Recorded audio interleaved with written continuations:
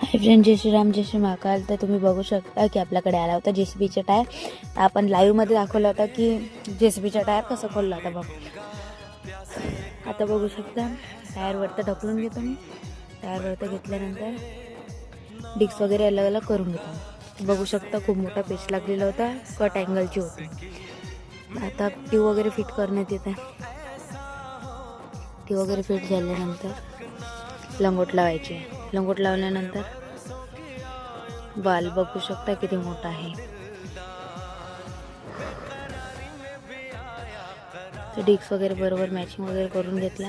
तर डिस्क आपल्या हाताने बरोबर लावून घ्यायचं आहे. सर्व काही बरोबर झाल्यानंतर बघू शकता फिटिंग वगैरे बरोबर झालेली होती. तर आपल्याकडे आलेला होता फिल्टर. तर फिल्टर नट वगैरे लावतपर्यंत ते दादा फिल्टर उतरून ठेवून देते.